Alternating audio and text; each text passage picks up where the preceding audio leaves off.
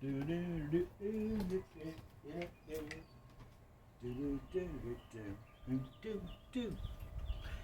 everybody, Cold Steel Bill here, coming to you from the front porch, the views from the front porch.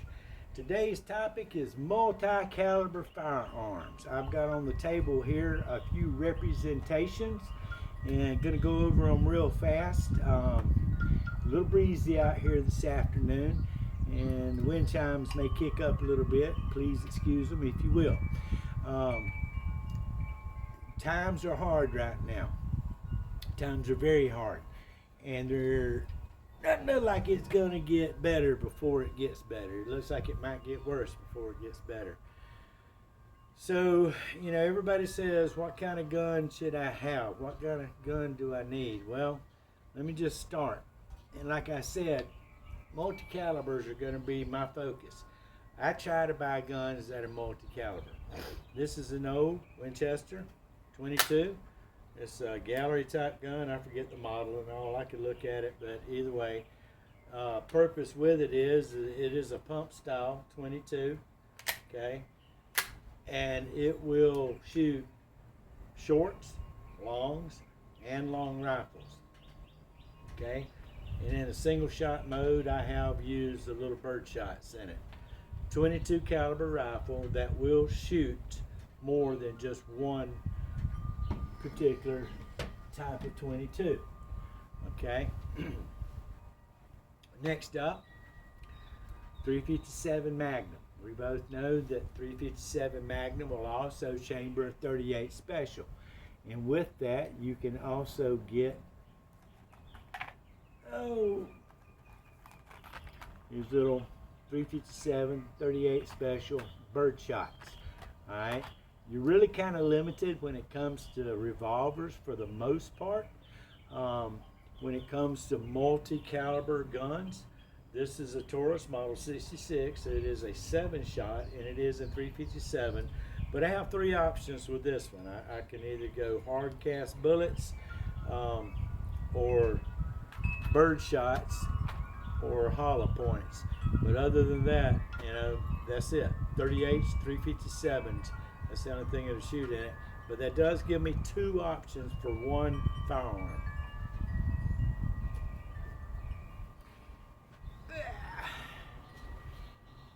If anybody says what's the best gun for home defense, by far and without question, your answer literally should be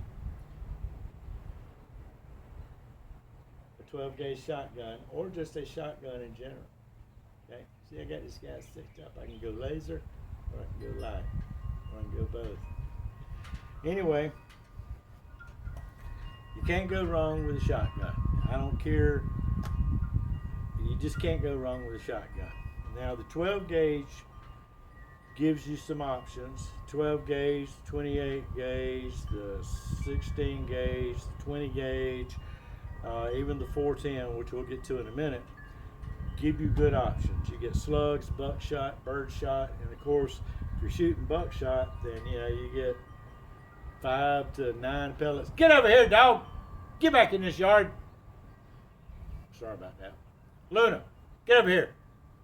So anyway, for every pull of the trigger with the buckshot, you know, you got basically 5 to 9 30 caliber rounds going down range. As opposed to a revolver or a 9mm handgun, you have 1 per trigger pull. So you do the math. And like I said, from slugs to bird shot, it covers the gauntlet. The 12 gauge shotgun is by far the ultimate home defense gun. Okay?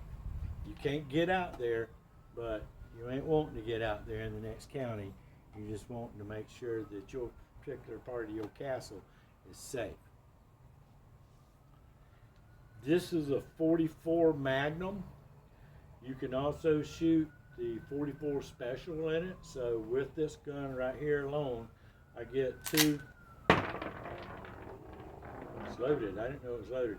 So anyway, I get 2 different calibers that I can shoot out of it. The 44 Magnum and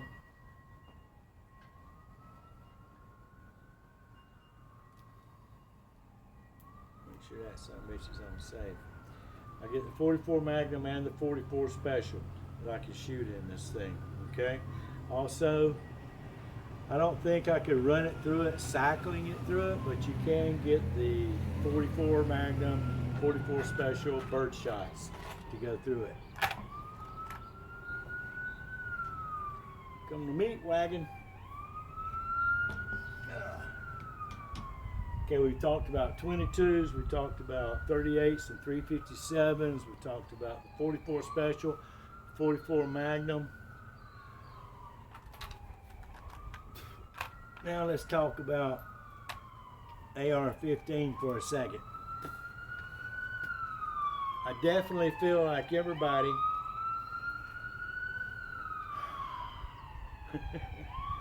bless their heart, I hope they're okay. I don't know where they're going, but I hope whoever they're going after is okay. Everybody should own an AR-15. Now, you live in a ranch or out in the country, yeah, this is something that you definitely should own. Everybody should own an AR-15 platform of some kind or another. I'm pretty old school when it comes to stuff, as you can see. This is a 1985 pre-ban AR-15 Sporter 2. It has A1 lower and A2 upper, and changed the flash hider. I used to have a A2 bird cage flash hider. But either way, 223 or 5.56. If you have a gun that's chambered in 223, like a bolt action gun, you can shoot 5.56 in it. It isn't recommended. The pressures are higher, about 150 feet per second faster. But for the most part, you do have two options. Also, with the AR-15, you can get a drop-in bolt to convert it to a 22 long rifle. It doesn't give you very good accuracy beyond about, I'd say about 50 yards, but it is a very plausible and doable item. Let's see if I can find it real quick. Okay, so what I've got right here is a subcaliber device. It's a bolt that you replace in your AR-15, and it has a barrel, or actually a chamber, that is fashioned as a 5.56 cartridge, and it slides up into your gun, and it will cycle the 22s. During last year and all, when ammunition was tremendously short, I shot the bejesus out of 22s using that, and I was still able to shoot when I wanted to. It wasn't burning through my AR-15 ammunition, my 5.56 or my 223. All right, so there's you another option to go with your AR-15 platform. If you have an AR-10, I don't know if they have subcaliber devices that are similar to this, that are in maybe smaller calibers. I don't know. That would be pretty cool if they had something that you could use, maybe that would put it down to like a, I don't know, you know, a 30 caliber or something or another. Anyway, getting off topic. Okay, so the AR-15 Sporter 2 is not the most viable and doesn't give you the most options, but in the garden of home protection and self-protection, it still is a ruler. All right, it has all of its purposes, and I'm pretty sure I don't have to go into detail for them. A lot of guns have multi-caliber reasons. Even the lowly single shot 410. Okay, in this single shot 410 alone by itself, I'm actually capable of shooting 4 different rounds. Where's the other one go? Okay, here you go. In this 410, I can obviously use 410, and 410 rounds come in 2.5 inch, 2 3/4, and 3 inch magnums. All right, and you can get them in birdshot, buckshot, slugs, you name it, if you can get them. Now, let's say you can't get them. Well, if you can get your hands on some 45 Colt critter shot, will work in a 410. Also, 45 Colt will chamber in a 410. You can shoot it, okay? To go along with that, 454 Casull. I don't recommend the 454 Casull, but the chamber in the 410s are pretty beefy, but I literally just don't recommend putting the 454 Casull in it. A leg cast 45 like this one right here has the cowboy. This particular 410 has a full choke, so it would extrude this, and over time it may screw up my barrel, may blow out the end of my barrel. But you can get by in an emergency with a 410, or any 410 with a 45 round. And of course your 410. Something I didn't know until tonight, and I was playing around with it. This is a 44 Magnum, okay? Book. Sits right in there, okay? It goes above the ejector a little bit, okay? But it's there. I do believe it will be possible to use it in a pinch. 44 Magnum, okay? And it's really chambered closer to the 41 caliber that the 410 is. You have options. If you stop and study them, you realize you have a lot of options. Now, with all that said about all those guns, let me bring this guy out right here. Now those guns, all these other guns are perfect for home defense. Being able to get one of these right here today might be a bit of a challenge. This is a Taurus Raging Judge Magnum. It is a model 513. It is chambered in 454 Casull. It is chambered in 45 Colt. It is also chambered in 410.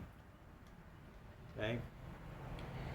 My options with this gun right here, this one gun alone, give me an option of everything that I have showed you already, short of a 3,000 foot per second bullet. With the 410, just like the 12 gauge shotgun, I have my options. I have from a 41 caliber slug to a buckshot to birdshot, all the way down to what, number 8s, number 9s, or whatever. 45 caliber long Colt, 45 caliber long, 45 caliber government, whatever you want to call it. It's good for anything mediocre size, from a deer to a two-legged predator. You think about it, okay? 45 caliber, 900 feet per second. And on the other side of the spectrum, I've got this guy right here. Okay, this is a 45 caliber, but this is a 454 Casull. Now the difference between the 454 Casull and the 45 caliber, where this one's at 900 feet per second, this 300 grain hollow point right here is moving at 1600 feet per second. And those are pretty moderate charges. I reload. I have reloaded them on up a little bit. So when you think about that, you're talking about a revolver, especially one with a 6-inch barrel. You're moving a 300 grain pill at lower end rifle speeds. It is one of the most powerful handguns in North America. There have been big game taken all over the world with the 454 Casull. And it remains to be one of the most potent and one of the most powerful handgun rounds in the world today. Well, guys, that's pretty much it. That's just what I wanted to talk with y'all about today. Was about the ability to be more versatile with handguns and shotguns and rifles. If I have missed something in lines of being able to chamber different rounds, let me know. There are a lot of, like the 38, you can put 38 Schofield, 38 shorts and all. They're not designed for it, but you can actually pull the trigger. Alrighty, guys. Cold Steel Bill coming to you from the front porch here, reviews from the front porch. Thank you very much for joining me here on the Bob Narva 69 channel. Au revoir, mi amigos. Adios. Bye.